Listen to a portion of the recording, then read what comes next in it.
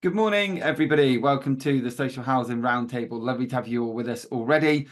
Looking forward to a really interesting and powerful discussion today on culture, a word that comes up, I think, in nearly every roundtable that I've done over the last 18 months, 2 years, and just looking forward to a real kind of in-depth discussion on it today. A couple of quick pieces of introductions, because we've had a number of new people join us, which is absolutely amazing. It's great to see some new people joining our community. So my name is Matthew Baird. I am the host, founder, and co-chair of the Social Housing Roundtable. It's been running now for over 3 years. And the idea is to bring people together in a free online format every single week to discuss some of the key themes and key challenges we have within the sector. Delighted that we've done a live session last week in Manchester. We've got a live event coming up at the end of day one of, I'm just going to mute there.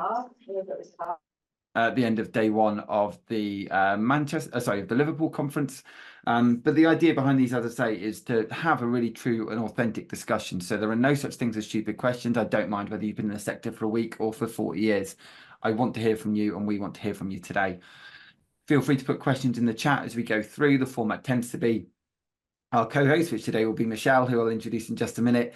We'll talk, and go through the kind of the key themes, and then we will have a good amount of time to really deep dive into those discussions and into some of the key themes that have come up. On a final note, I am the co-chair of Spring Housing, which is an amazing social housing provider in Birmingham, and I'm also a recruiter. So I've been recruiting in housing for 11 years. And the reason this stays free is because so many of you've used me for your recruitment over the last few years. That money goes directly back into funding these and keeping them free. So if you do need recruitment support, please let me know. And I also want to say a big thank you to Alertical, who are this year's sponsors of the Social Housing Roundtable. So without further ado, I'm going to pass over to Michelle. To those who've not met Michelle Haycox before, she's attended the roundtable regularly. Someone who's jumped on a couple of sessions with us, but not for a long time now. As a co-host, and is someone who I originally met through, I think, this format and then LinkedIn, and who worked with on a number of kind of shared ideas, really, in terms of where we're maybe going wrong in the sector and trying to help call out the sector, really, in terms of as a bit of a mirror to ourselves and maybe where we need to improve. So without further ado, Michelle, I'll pass over to yourself. Do please introduce yourself in today's topic, and I look forward to seeing all the ideas that we shared today. So over to you. Thank you, Matt, for that. Yeah, Michelle Haycox. I worked in the social housing since 2000. I sit on the Women in Social Housing Midlands Regional Board, and I'm a member of the Chartered Institute of Housing and sitting on their regional group. I retrained a few years back from property to people. I think it's the people that actually make this sector come alive. It's all about the buildings, providing a home. I'm going to do a PowerPoint, but it's not going to be death by PowerPoint, but it's just to share some of the ideas which I've been introduced to. Can everybody see the screen? Yeah, just gone to presenter mode, and then we'll be there. Okay, so, perfect. Culture, I mean, it's contentious, it's complex, but so is the social housing sector. And as I say, I've been in the social housing sector for since 2000. I really don't think there's been a lot of evolving or change in the way we actually do things. We still make mistakes. Damp and mold was still around. We still had, unpaid rent. We still had the regulation, the legislative changes. And I think sometimes this commercial approach, we've lost our sense of purpose. But that's not to mention, we've got a lot of leaders or managers that are accidental, and ego seems to be getting in the way from us evolving. So leaders obviously have an integral part of that culture and building that culture, but leaders don't actually necessarily have to have a title. We work with them in our day-to-day. But we're in a sector where we've been bombarded constantly, and we're living in a polycrisis. And sometimes I think we just need to step back and look at what we're actually doing within that culture. People are burning out. And I think, Matt, was it your roundup last year in December that 67% said that culture was the factor for burnout. Yeah, burnout was right up there, and culture was a huge part of that, certainly. Yeah, and I think culture was the word of the year, and I've got a feeling that it's going to be again this year. So I'd like to introduce you to high reliability organisations, their HROs, and the primary interest is ensuring the safety of their people and who they do the work for.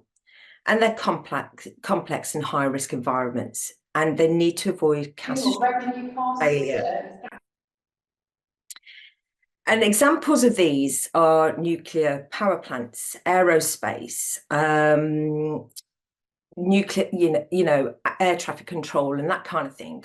And when I was introduced to these, I had to question, well, if a home is such a fundamental part of everybody's life, surely social housing should be actually labelled a high reliability organisation. So this was introduced me from the Oxford Review and Wilkinson, and I think we had the Housing Ombudsman come in and say how important critical thinking is on the Social Housing Roundtable a couple of months ago. Their volume of casework is just exponential. In 3 months, they've had the same amount of casework than they did in the year 2000. I mean, that's just ridiculous. We've seen the tragedies of Grenfell, where we're going to be a decade before anything's actually really done with regards to the people who cause that. Then we've got the deaths that we've been sadly highlighted in the news, and we're just having this unwelcome spotlight on the social housing sector. And we've got this ever-changing complex landscape in the social housing sector. We've had a series of housing ministers. How can we actually get anything really done and focused on the future? And as I say, the sector, amongst many, are in a state of flux. But we need to start thinking, well, what can we do differently? And organisations and people aren't cogs and wheels. They're organic. We actually rely on people like an ecosystem. And I like to use the metaphor of a tree. When a tree is chopped down, it impacts the fauna and flora around it, irrelevant of the species, irrelevant of the age. And that's exactly what happens in organisation. When a leader leaves or the team changes through a restructure, that system needs to be resettled. So what are the characteristics of high reliability organisations? There's redundancy in systems. If a system gets knocked out, there's something to slot in. And failure in one system means it happens in all. Deference of expertise. Now, this isn't in the hierarchical sense. This is where we go to the person that knows the stuff. They have that expertise. As I say, it's not hierarchical. And it's not, I don't know whether you've heard of the Dunning-Kruger effect. It's where people think that they have more higher competencies than others. We'll talk about that later as well. It's this interdisciplinary collaboration. Each department don't work in silos. They collaborate. They see how that information is flowing, those data points, those touch points, where should they actually be? And how many people actually do attend meetings, probably back to back, and then realise actually there's no decision been made with that. It's just really more costly. Then there's this preoccupation with failure. It's contextual. It's this critical thinking. And then we've got the strong organisational structure. It's kind of stepping back from that hierarchical. Standard operating procedures. Now, these aren't the ones where it's written in stone or tablet form, where we only review them 3 or 4 years when then, that date is expiring. Everybody in that system has an equal responsibility. If they see something, they change it in those procedures, and the management have a time scale. In places like nuclear power, it's 24 hours. Now, they either challenge it, change it, or do something about it. And then it stays there until the next learning comes about. This commitment to training, it's not just a tick box. This is the day-to-day learning, the training. Where can we make a difference? What can we actually do to learn and make that process go a bit smoother? And this makes me think about the Toyota. I don't know if everybody knows about Toyota. In 2002, they brought in this system that everybody has to come into their one-to-one with some kind of improvement to make. And in fact, it's really encouraging if you don't come with something, you know, it could be as simple as where the water cooler needs to be situated. And, you know, Toyota is obviously a very large manufacturing organization, but, you know, what can we learn from the private sector? Adaptability and resilience, as I say, we're in a polycrisis, a perma crisis, or whatever you want to call it. Stuff is being thrown at us daily. We have over 600 micro stresses that we experience as individuals daily, so we have to be adaptable and resilient. And this open communication, it's all voices are heard, irrelevant of that leadership role. Every voice around the table is heard, and it's part of that culture. It's embedded throughout it. And the focus on safety and reliability, that's internally and externally as our customers. So culture. I've been around for some time. So when I first started in the world of work, blame culture, errors or failures were punished. And it's found to lead to a fear-based environment, concealment of errors, and it discourages innovation and experimentation. So when I entered the world of work, I think there was 4 types of leaders: democratic, diplomatic, autocratic, and laissez-faire. The Oxford Review are actually cataloguing at the moment from research papers and documents. The leadership styles are actually mentioned. They're up to 165, which is a lot. And you've got agile, you've got transformational, you've got servant leadership. And then came the no blame or error culture. You're not reprimanded for your mistakes, you're encouraged to learn from them. But learning tends to be on an individual level, and it rarely gets fed back into the system. And it can lead to some increase in error reporting. It leads to a lack of taking responsibility. It doesn't increase innovation and experimentation, and it results in lack of change of systems. Now, we all have our own stories around this no blame or error culture because we're still living in it. But I've had reports come back to me and basically red-penned, omit this information. We don't really want the board to see this. Well, how can we make effective decisions when information is being omitted and that decision that the board are making may be not the right one for the organisation? I've had directorates where the person would not speak to anybody below the director of his level. And even when I'd arranged 2 and 3, the 3rd meeting, I gave up. But even his exec director didn't raise anything. You know, this was being allowed, and it's like, well, you know, where is the openness here? Why aren't you turning up to meetings, and why isn't anything being done about it? And then we've dealt with lastminute.com people, where they've known timescales, but because they're lack of communication, organisation, it's been landed on somebody's desk with a very short timescale. It wasn't the titles, no. So I'd like to introduce you to just cultures. It's understanding why the error occurred from a systems perspective. And it's not just that's why the error occurred. It's actually really looking into what were the circumstances. What was going on for that person to make that decision? And actually, does the system need to change? And there's all these touch points within this. It's coming back and feedback all the time. It's these factors that make these day-to-day things that are inputted, and we come to a decision made because we think it's the best. But sometimes we have to question whether it is. And a just culture focuses on accountability.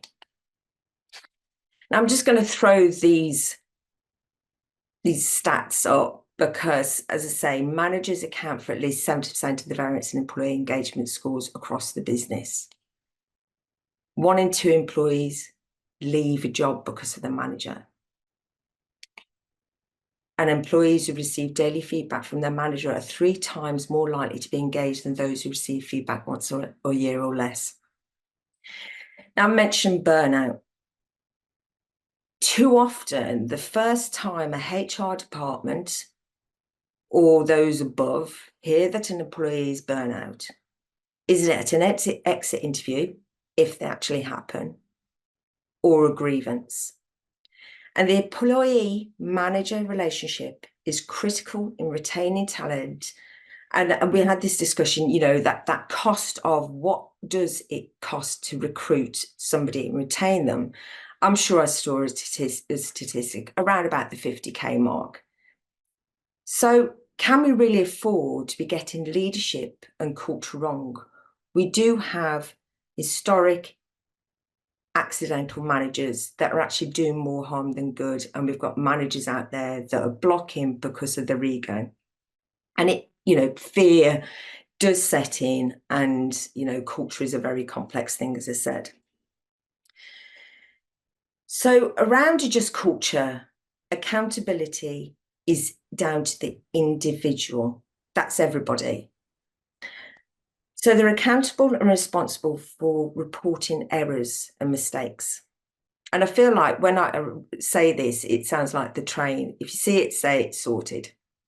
But if we see the mistake, there's lots of cross-referencing going on. And if a culture is supposed to be open and honest about mistakes, with the whole system can actually learn from them. So say this open communication, and it's part of the conditions of the employee voice. So if you see it, you say it. But if you see it and you don't say it, you're equally as accountable. So it's really fed back up. And it's feedback from everybody in the system, not just your team, not just your line manager. It's all of these touch points. It's this collaboration. It's the strong accountability and responsibility for the work we do. We're offering a service, that home, that fundamental thing that everybody needs because it impacts the other areas of their lives. And this learning, it's not just the individual thing that we see in the no blame culture. It's through the individuals, it's the team, and it's the organizational learning. So if you see a mistake and it's reported, if it happens 2 or 3 times, you know that there's an issue. And I put their actions, and it's the, you know, people do make mistakes. That's natural. And the honest errors and mistakes can all be sorted, resolved, and they're fed back through the system, as I say. But it's the willful violations, it's the laziness and neglect that can result in instant dismissal. And that includes managers and leaders. And I think sometimes it's so difficult, you know, and, you know, it's really hard to get somebody out of a role once they're in it. They have to go through a capability policy. And then sometimes I think, well, they're just being rewarded for not doing good work because they're signed off, you know, non-disclosure agreement. So yeah, what would the social housing sector look like if its value and belief system was around this just culture? Would we see actually less catastrophes? So this is an example from the National Heart Service in the UK, because they implemented a just culture. And this shared understanding across the organisation of what a just culture is in terms of people's attitudes, behaviour and thinking. It's that thorough and deep understanding what it means to an individual. And it's embedded through the line managers and the other people's leaders, coaching and mentoring through that. And the management expectations need to be clear. You can't be having work just dumped on your desk at thelastminute.com. You've got to be making sure that everybody is psychologically safe to actually speak up and know that whatever they bring to the table, whatever mistake or error they highlight, They're not going to be seen as a troublemaker. They're not going to jeopardize a promotion. And I think there were some statistics that said that if a leader gives feedback, I think it was on the other slide, people actually not only have 3 more times engagement, it's also they feel respected and valued.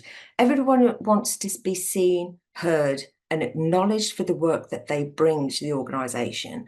And I think with the majority of the restructures and mergers we have, when people are swept under the carpet, so to speak, we've got all of these unspoken rules, these hidden loyalties, and it's like that ecosystem. It needs time to settle. So this is where I'm throwing it out to the table now. You know, just culture, I'm not sure I've seen one exist in the social housing sector. So would you class social housing as a HRO? Do you think that there is certain areas within an organisation this could clearly be quite easily implemented? Because personally, I don't think all teams could work in this way. So literally, I'm throwing it out to the table. I want to ask you what you see the advantages are. Do you see this as working, not working? I'd like to hear your views. Thank you very much, Michelle. Yeah, Jim, I can see you've got your hand up. Do please come in. I was going to say, if anybody would like to jump in, the easiest way for me to see it is to use the reactions tab at the bottom of the screen and raise your hand. I'll bring you in. If not, do what Jim's done there. Physically raise it, and I'll do my best to bring you in. Alternatively, if you wish, just put your points in the chat or send them to me privately if you'd rather they're not public, and I can of course raise them there. But Jim, welcome to us. Yeah, good morning, everybody. Good morning, Michelle. Very interesting what you're saying. My question is quite simple. With the future coming with AI and everything else, what is the likelihood going to be? I do think that the housing sector at the moment is human resource organised, you know, and the structure from top down, from directors down to staffing, is, you know, that's a structure that it has been, hasn't it? But in the future, the question I'd like to put to you is, how much more likely are we to be going along the lines of the Americans, like Apple and all the techie industries, whereby there's no longer a board of executive or staffing, everybody is kind of individually employed, so there is no true culture within because everybody's classed as being their own employer. Is that a likelihood to come down the tracks, would you say? Oh, that's a difficult one to answer. And we did have the alert call with the AI a few weeks back. And I think, you know, AI does have some really good opportunities for those data points. You know, the data points as in, you know, Sheila Siliwan and Terry Watkins, the ones that died where their bodies were undiscovered like 2.5 years. Those data points with the AI could have picked up some of that and resulted in that catastrophe not actually happening. But what AI doesn't do, and Rich Blakeman mentioned this in the Housing Ombudsman, that, you know, critical thinking is needed. We need to contextualise what's actually going on in these pinch points. So I think it's a blend of AI, but AI can't critically think. It is only a knowledge hub of what information has been inputted. But again, when you look at culture, because it's so complex, you're not going to change culture in 12 months. And it's not going to be, because I think with culture as well, we all have our own individual cultures, you know, and our first cultures as from birth are our family of origin. Then we've got our educational system. And when we kind of come in as an individual, we've got our cultures. When we come with a team, there's all these other cultures like tail feathers of a peacock, you know, it becomes very expansive. So when culture is identified by an organisation and then this is how you should behave, it can't be like that because it all depends on who's in the system at that time anyway and what those interactions are. But it's this back to this accountability of the work we do. But interesting, Jim, thank you. Yeah, okay. I just thought you know, Michelle, because if you look at the way it's going in America now, and we're usually following on from America now, I know it's being repackaged and sold back to us, but the thing is, we're there. is that if everybody who works in housing is suddenly then later on down the line classed as being their own employee, self-employed, working from home, being responsible for their own actions, and there isn't that board from top down, to keep that structure in place, how will you implement these great ideas, in terms of whistleblowing? I have those conversations regularly around hybrid working and things as well, and how that's affect culture. But I want to come on to that shortly. But Neil, I'm going to bring you in first. Thank you very much, Jim. Neil, over to you. Cheers. It's ironic that we talk about AI in this sector because we can't get a fucking data right. So I think that the chances of us having true AI within social housing are about as likely as me running down Oxford Street with just my budgie smugglers on at the moment. I think what is interesting in the space we are at the moment, because obviously we had the TSMs delivered to the regulator of social housing for the 30th of June. That will begin a slow process of change within the sector, because what you'll start to see is not just an accountability on performance, because we've always had to produce information in terms of customer annual reports, corporate annual reports, the statistical data return, but actually benchmarkable performance across our peers. And you'll start to see the good and the bad and the ugly in terms of where the sector is. What's been very interesting, and if you haven't already, I would strongly advise listening to the HQM podcast on this with Alistair McIntosh and Rob Gershon, going through the initial findings on the TSM results, is that you've seen a significant dip in customer satisfaction through the new methodology, because people were doing all sorts of weird and wonderful things previously. Where you can't hide, you have to front up. And I think what we should see over the next few years is organisations having those honest conversations, or at least they should be, with their peers, with their residents, with their tenants, and with themselves. Because at the moment, a lot of organisations hide behind structure and process and hierarchy. People don't have autonomy. So to take Jim's point, I don't think we'll ever end up working individually for ourselves, because from a tax and corporate point of view, that's just an absolute chuffing nightmare. But what you'll hopefully see is people operate more within the freedom of a framework to challenge up, sideways, and down. That comes with openness and accountability on delivery. That comes with having people being able to unpick your dirty laundry, which is what the TSMs will help. I mean, it's not Hulk smash, it's Hulk can open. It's a beginning. There's a lot of work we need to do as a sector to move that forward, but it is the beginning of a change across organisations, hopefully. This episode of the Social Housing Roundtable is sponsored by Alertical. Alertical helps as many people as possible feel safe, connected and informed by combining ingenious technology and award-winning human contact. Alertical's digital engagement solution helps social landlords proactively know their customers and properties by putting a portable touchscreen in every home, offering a daily property check through the optional OK Each Day service, plus repairs reporting, tenant surveys and much more. They also provide Beyond Warden Calls, an easier, simpler and lower cost wireless warden call solution with video door entry, dispersed telecare and smoke alarms. Alertical works with over 60 housing providers across the UK to enhance two-way engagement between customers and landlords.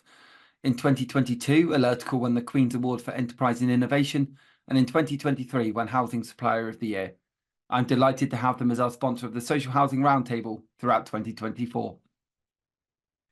I agree, Neil. I think what was really interesting, I was up in Manchester last week when Housemarque delivered the data and the rest of it, and I went across and spoke to someone there. And they said, this is great because it provides everybody with a benchmark, and this is where we are. And I was like, I don't like that terminology. And they said, why not? I said, because I don't think it provides a benchmark. I think it provides a spotlight. I think those are two very different things. And it isn't like, we're just going, oh, great, here's everybody who is new to housing and we're trying this for the first time and we're 1 year in and this is how good we are. This is where we actually are as a sector after years of going, how good are we, or are we good at this?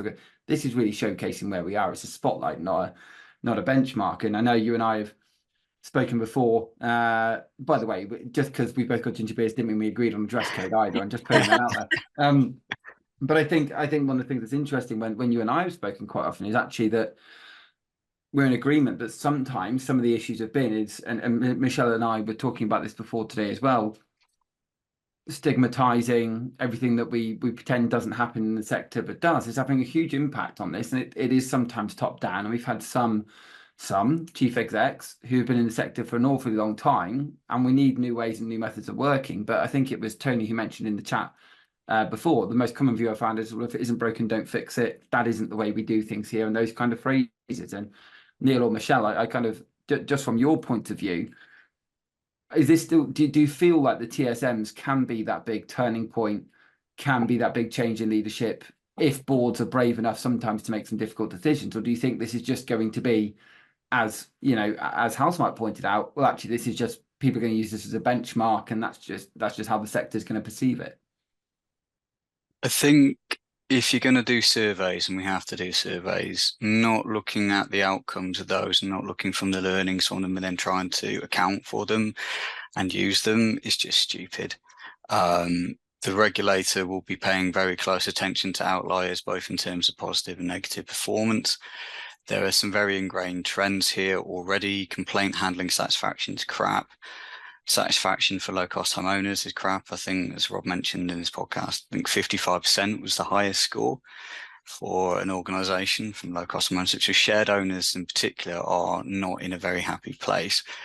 There's a lot of work to do there in terms of turning things around. So I would expect proactive intervention from the regulator, and as we're seeing at the moment from the Housing Ombudsman Service, on these metrics, because they should be using it as part of their broader engagement piece. That in and of itself should force change, even if organisations aren't willing to get there themselves. Michelle, any thoughts?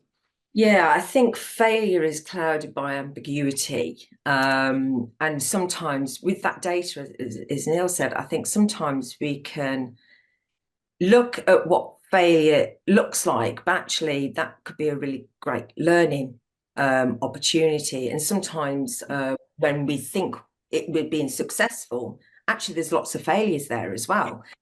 That I was reading a book called Black Box Thinking, and it talked about Unilever, you know, with the trying to get the granules out, and it took 400 and something odd amendments to that, but each time they was actually celebrated because they were just getting one step closer to actually identifying a real success.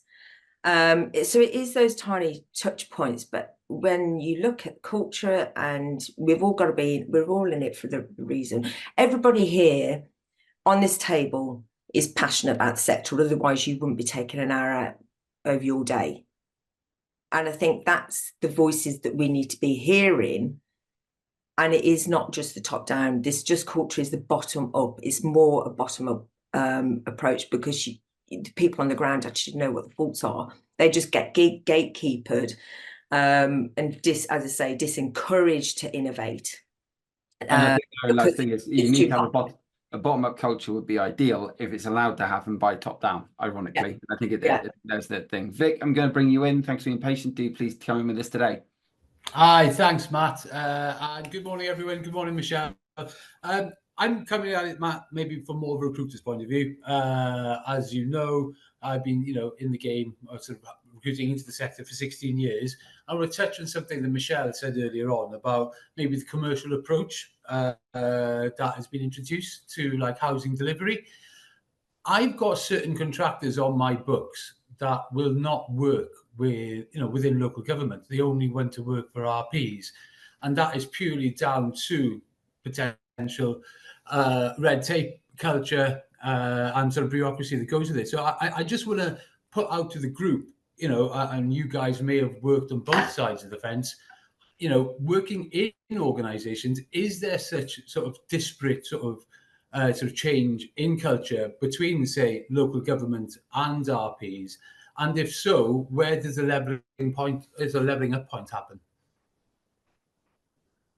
Michelle, feel free. Oh, wow. Yeah. I think because of the regulation changes the legislative changes that we see so constantly, we can't get this into this state of smooth running. And, let's face it, that's never going to happen. And I think sometimes we kind of try and look forward to go, right, in 3 years' time, this is going to be great because of this. and it's not. We have to be a bit more responsive and really, you know, have those uncomfortable conversations. The political agenda always shapes housing, but I think sometimes the RPs have got to step back and go, you know, that's something we can't change. What can we change and what can we be responsible for? And like Neil said, and yourself, it's kind of sowing the seed here. Unless we start having these conversations, nothing's ever going to change. Yeah. And I think it's about being brave as well. And as I said earlier, you know, that thing of which team could Adjust Culture be incorporated in, where do we start? Which team would you start with?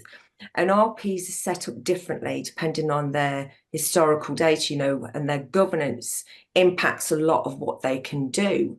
So you've got different cooperatives, you've got, you know, LSVTs, you've got traditional HAs. So they've all got their own complexities and challenges within that. So, you know, when you look at local government, when we've got housing associations dealing with different governments, you know, in that in their consistency, you know, I think that there's added challenges there, Vic. So, but I'm open to hear from anybody else who has thoughts on this. I mean, I find the same, Vic. I find exactly the same. I think some people prefer local authorities because there's an ability to make potentially more change on a wider scale, but it does depend massively on the local authority. And certainly, you know, I know a number of people. I mean, Tony just put there in the chat about Birmingham City Council. I know, you know, obviously with everything that went on there, that's created an awful lot of problems and created a lot of issues for a lot of people.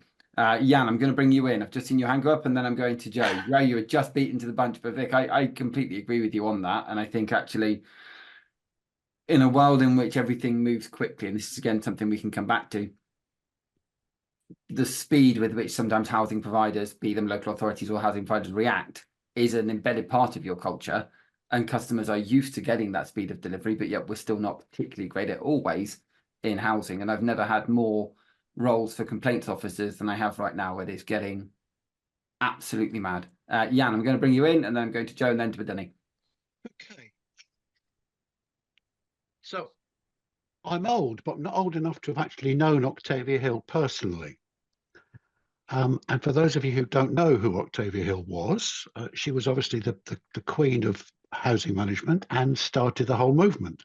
And the whole movement was started by somebody caring about individual people and knowing their individual people. And the comment, Michelle, you made about AI would have recognised the occasion where the person had been left for dead for 2 years. Well, actually, that's not to do with AI. It's to do with people not actually banging on a door and knowing what was going on. And I know COVID got into the way of that. But I'm just interested in the conversation today because we spend all our time saying we mustn't stereotype. But you lot have just stereotyped all housing organisations into either the RSL housing sector or the local authority housing sector. And in fact, we've got 1,500 housing organisations, all completely different, and local authorities, 450, completely different, all with their own method of managing, badly or otherwise. And that the fact that Housemarque have now started doing stuff around the TSMs, it's interesting because Housemarque have been benchmarking things for the last 20, 30 years. The fact that nobody's taken any notice of what they've said, or boards have never seen the information that they produce, is the issue, I think. So it's about communicating what is actually going on up and down, because it's one thing the board seeing stuff, but how many housing managers around this table see where their organisation sits in a comparison to others? And I think that basic information is really important. I'll just give one example before I shut up or fall over because it's way past my morning nap time. I was asked, interestingly, to go and talk to the Home Office fire safety team on the basis that I'm not actually a fire safety expert, but they were interested in the research I've done into coroners' deaths. And the whole fire safety statistics that are produced, which show that roughly 200 people a year die in domestic fires, and since Lacanau, 3,000 people have died in domestic fires, and since Grenfell, 1,500 people have died in domestic fires. But that information as to how they died is produced by individual firefighters when they get back covered in smoke to fill in a computer form. And my point to the Home Office was, since we base our decisions on fire safety on those statistics, do the firefighters actually see the results of the forms they're filling in and what happens if they get it wrong? And it turns out that they don't. And I think that's that basic link of communication between up and down. People need to know why what they're doing is important. The link to the residents is obviously on a daily basis really important, but within the organisation, your point, Matt, about top down need to agree bottom up. That's really, and that's, I think that's one bit of stigma that can stick. That bit has to change, and has to change quickly rather than over a long period of time. I'm now going to doze off, but thank you for listening.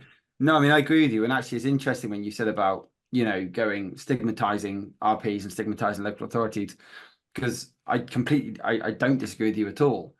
And yet that's what I'm hearing from candidates. So that's the perception they have. So what are housing providers and local authorities doing to change that as well, I think is really interesting. We will come back to it.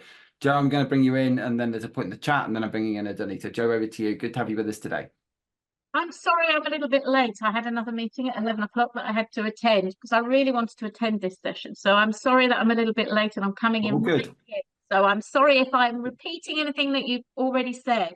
I thought Vic's point about registered social landlords and councils was very valid.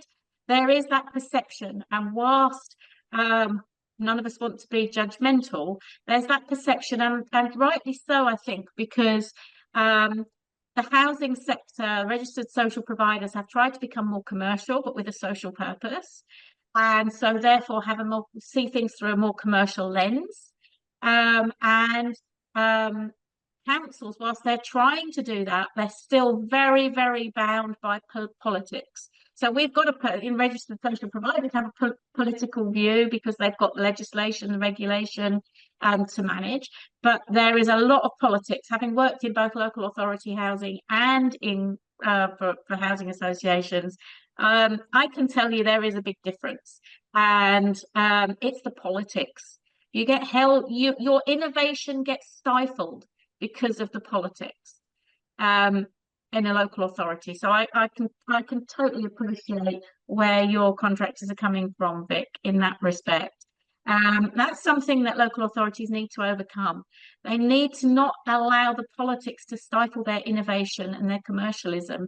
And we've seen a number of local authorities that are going bankrupt because they're not commercial enough or haven't got that commercial edge.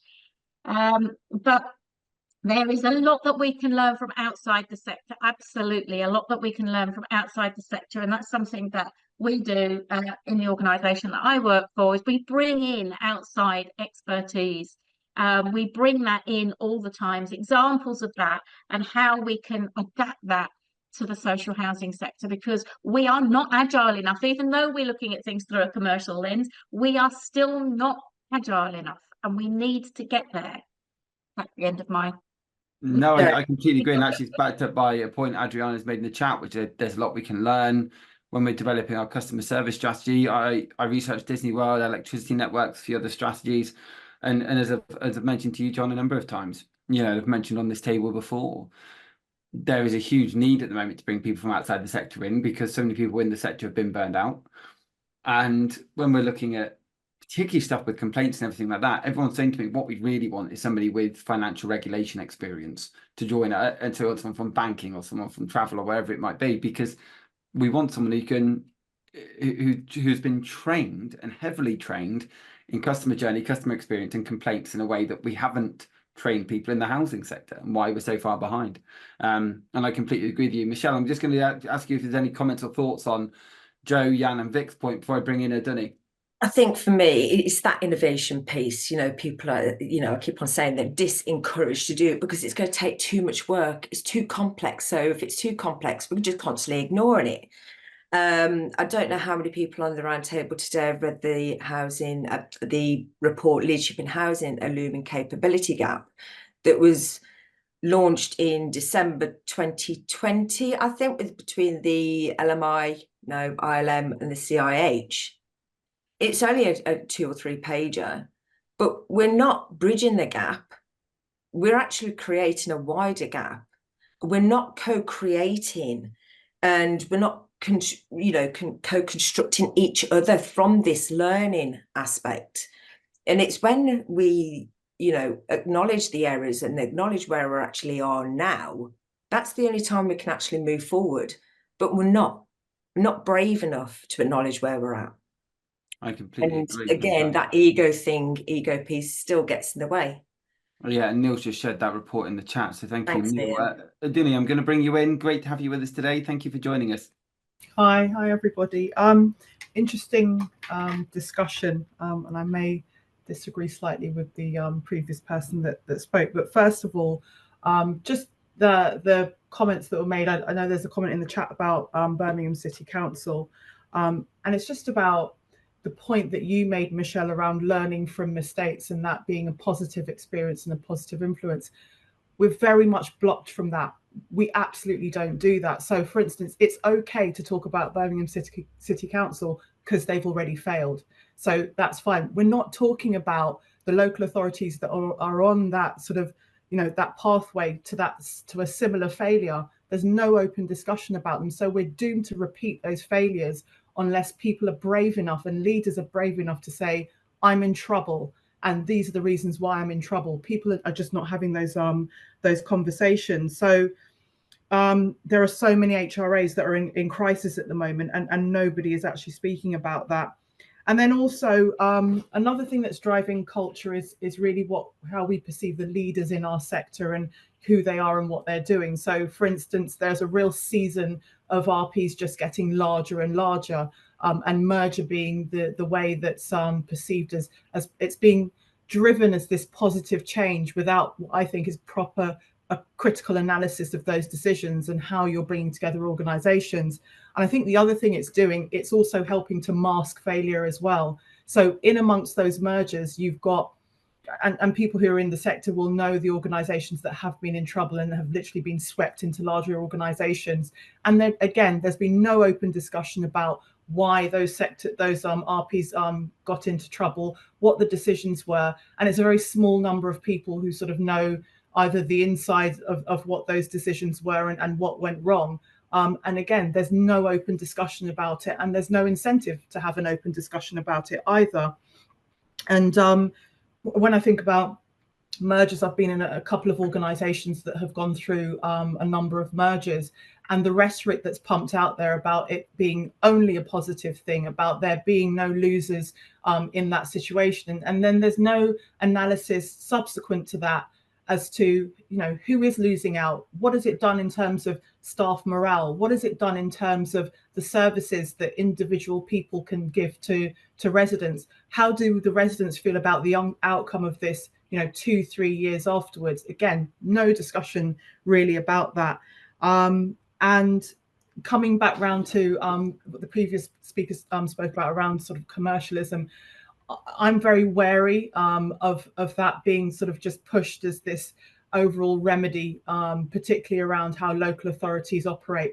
I think the idea of commercial and RPs being commercial, that in of itself is a politics that sits in the RP sector and something that no one dare go against, because that's felt as the answer for the sector. And what I'm noticing in local authorities is that commercialism, in the name of commercialism, what's happening is that they're pulling back from providing services that they've been excellent at providing over the years. The market is not equipped to deal with providing some of those services, and you're seeing an absolute failure. But because commercially it makes sense, that's being sort of heralded as the great victory. Local authorities are in place for quite different purposes than the rest of the commercial sector. And I'm not saying there's not a nuance and a blending of those two worlds, but I do think that there is this obsession at the moment that means that we could see a lot of local authorities pulling further back from providing essential services to their constituents. Firstly, a huge thank you. I agree with an awful lot of the points you made there, actually. And I think it's really interesting that no matter on the local authority we talk about, many of the points that have come up on the round table we've discussed before, that actually the lack of their funding in so many places mean that the pressure's gone to housing providers, and that balance isn't working and hasn't worked. And there are some local authorities which are brilliant, but they tend to be smaller. Certainly the larger ones, unfortunately we see the same problems. And actually, you've just seen a point from Natalie there in the chat, which said that she's moved across to a registered provider after 17 years in local authority. I've just found the culture change a game changer, and agree with Joe about the politics. I'm not a manager, I'm frontline now. I feel listened to, valued, not afraid to challenge. I can make suggestions, and I'm encouraging friends to look at it as it's had a positive effect on me. I think your point around mergers is also really, really interesting. I've known firsthand both things you're mentioning there. Firstly, people who are merging, the mergers kind of come out of nowhere, and there's suddenly this huge amount of fear around, well, what about my job? What's going to happen? Am I going to be here? We've spent months, years, sometimes even longer, really kind of going, how do we get our culture right? How do we get our tech right? How do we make sure we really are front facing? And then they merge into a bigger organization and start to see things going, well, actually, we're struggling. And people are worried. I posted about it last week. There's a huge piece, but also I've known from speaking with the Ombudsman and others that there are some registered providers whose the only way they're going to be financially stable is to keep taking on more and more businesses. That is their business model, is to merge and to acquire. And that's problematic for the sector, I feel. Neil, I'm going to go to you. Then I'm going to come back to Michelle on thoughts on both Neil and Danny's point, and then I'm going to Jim. So Neil, over to you first. Thanks. Yeah, and again, Danny, some really thought-provoking statements there. So thank you. I think the real interesting one for me is around sector learning. So every organisation has a financial viability grade and a governance grade. Those are the updates for those are publicly available. One of the things I think the regulator can learn quite a lot from the Housing Ombudsman is actually doing the so what piece from that, because you'll get that someone's gone to a G4 or they've gone to a V4, so the governance is crap and they've got no money. But actually then what are the learnings from that? How can you cross apply that? I mean, I have been part of 3 mergers in my time in organisations. I've been the little fish once, I've been in the big fish situation twice, and actually one of those fell through because the little fish was so financially fucked. The organisation I was working for at the time weren't able to take them on. The one I've joined now, I joined 4 days post-merger, I think it was. So we're still going through that integration piece at the moment. And actually, from a personal point of view, it's probably going to go really well for me. I'm going to have an expanded role, and everything's coming up Millhouse. But you can feel and sense the intrinsic tension there across the organisation as people who are not in a similar position to me got that spy school situation where 2's becoming 1. That is a lot to work through purely from a logistics point of view. Never mind delivery of services, value for money, all of that kind of stuff. So I think where this sector needs to be a lot cuter on, because mergers are only going to carry on happening. It's been happening now for 10 to 20 years.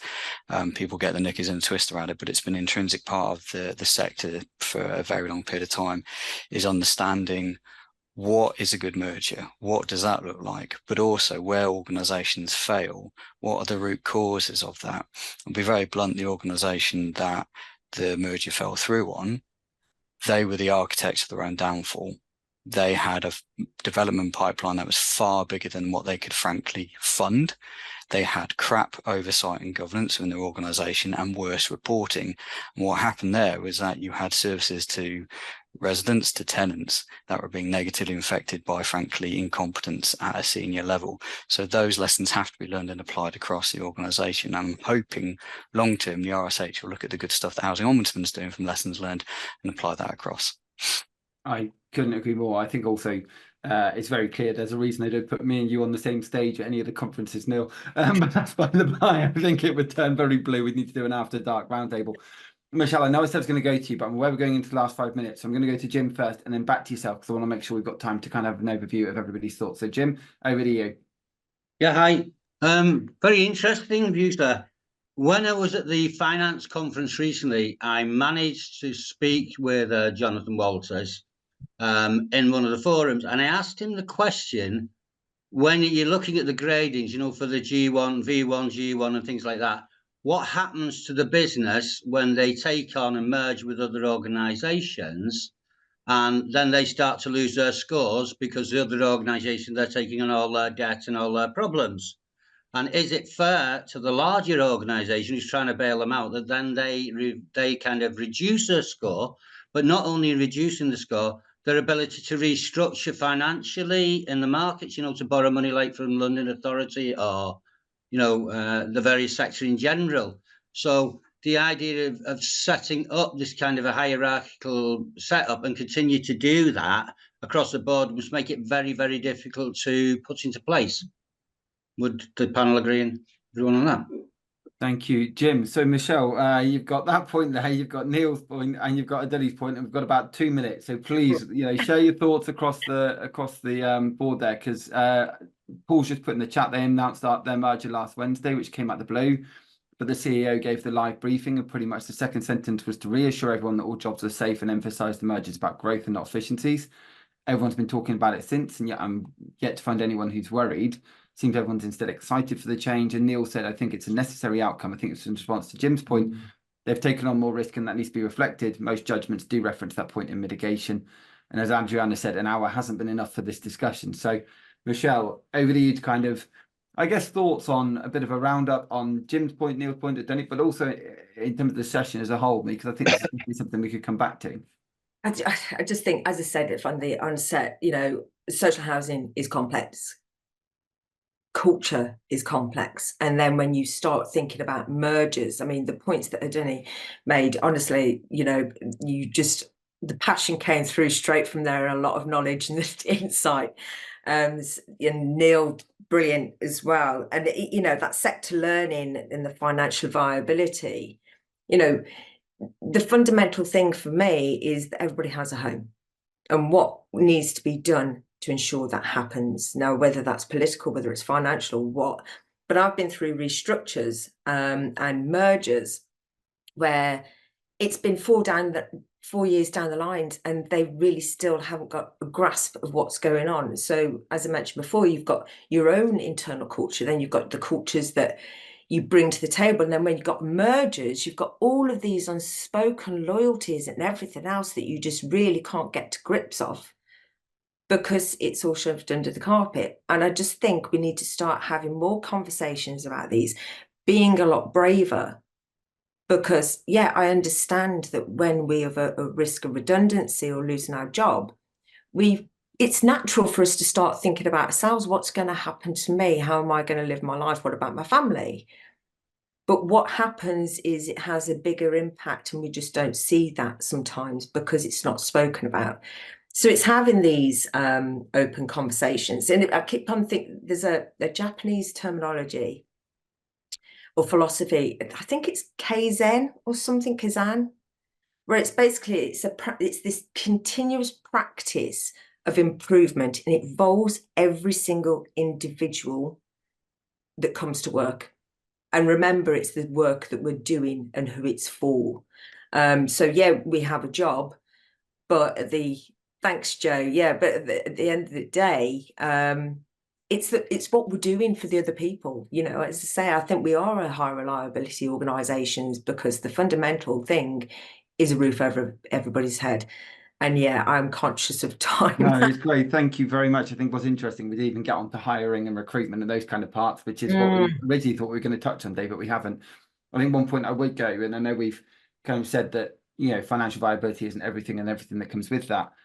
If that isn't right, though, the entire rest of it crumbles. And so there is still that balance of making sure that we are getting those finances correct and those boards are aware of everything going through. And I think that's the thing that's come through for me today is how much are boards being made aware of, how much have they been made aware of before, and now that they can truly see from TSMs where their businesses are, what decisions are going to be made and how are those going to be made is going to be a really, really interesting year for housing. Never mind the fact that within 72 hours, we're going to know a new shape of the political landscape of the UK and Great Britain. So thank you, everybody who could join us today.